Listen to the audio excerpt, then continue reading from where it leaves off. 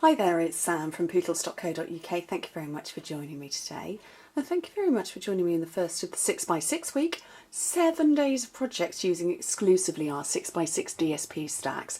And I love them. All 3 are here.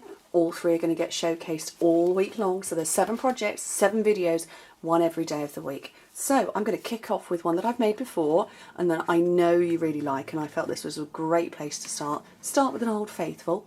Okay, going to show you how to make it. This one is made with the Cherry on Top DSP stack, so obviously I've got those colours. Each project that I'm going to do this week is going to showcase one DSP stack and then I'm going to build another. So I started with that one. This time I'm using the Pretty Petals DSP stack, and I've got this paper here, so let me grab Pretty Petals. It's gorgeous. So pretty. It has a vanilla background to it, whereas this one has Whisper White, and I love it. I love it. I think it's just so gorgeous. So 6x6. If you're working in metric, trim it down ever so, just as teeny weeny smidge, down to 15x15. Trust me, it will make life easier. And you score it at 1.5 inches and 4.5, which is 4 and 11 centimetres.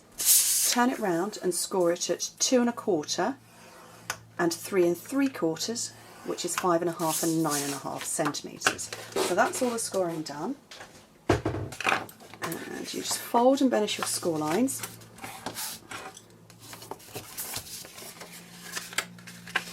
I do love all of the DSP stacks. I loved our old ones actually, which were rectangular, but I'm really happy to have 6x6. And I've done 6x6 projects before, so if you go to my blog, just do a search on my blog for 6x6 and you'll find others. So you'll find this one as well.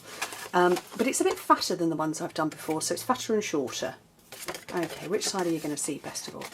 Okay, that one. So we need our thin score lines at the top and the bottom. So if I hold it this way, so you can see those are fat score lines, fat panels. You need the thin at the top and the bottom because those are actually going to be the sides. Yeah, that made sense, didn't it? But I need them at the top and the bottom so that you can cut these score lines. So you're cutting either side of the square. Just trim in a little bit.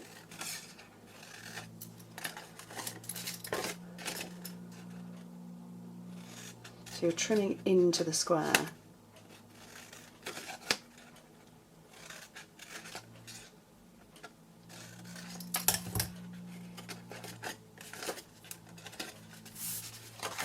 Okay, and then I need to stick it all down. So the bits that are going to stick, one of the squares is going to stick up to there, or both of the squares are, and then another panel is going to come round. So basically you need to put some adhesive on there and there. So I'm just going to grab my fuse.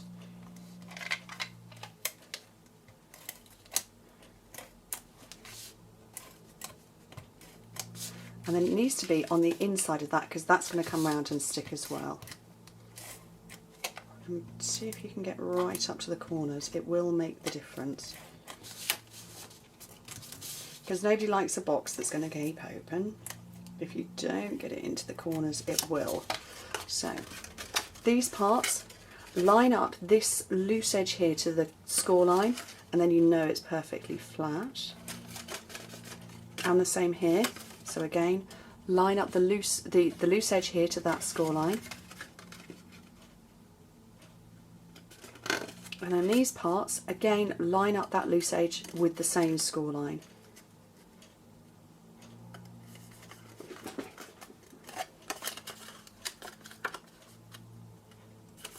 There we go.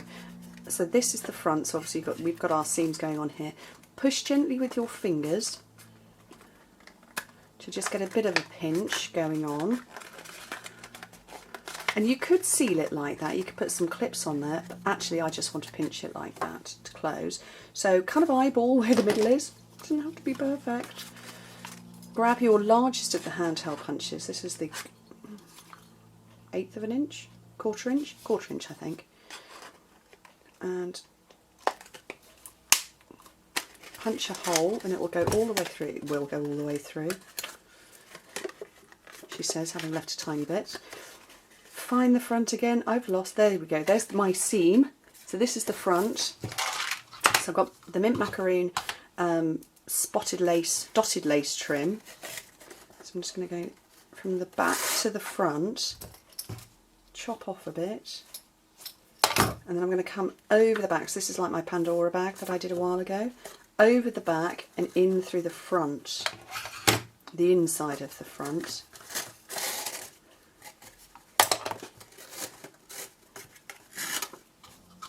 So that it looks like that. Can you see that? So it's going over the back, but both bits are coming through, and you will be able to tie a nice little bow and it will stay closed.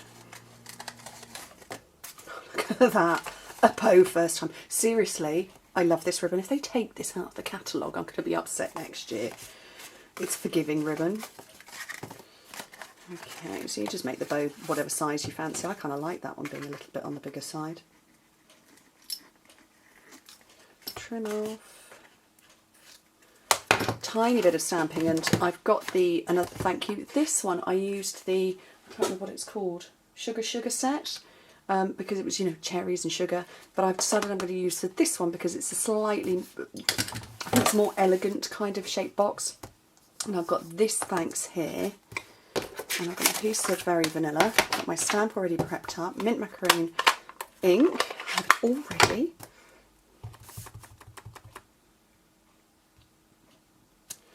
But I do have the same punch. This is the washi label punch.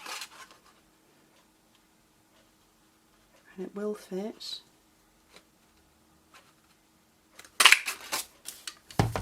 And a couple of dimensionals on the back of that.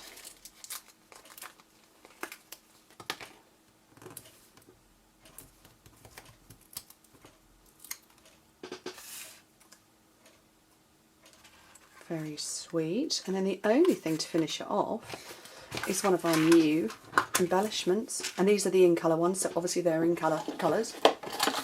And obviously I'm going to take the mint macaroon,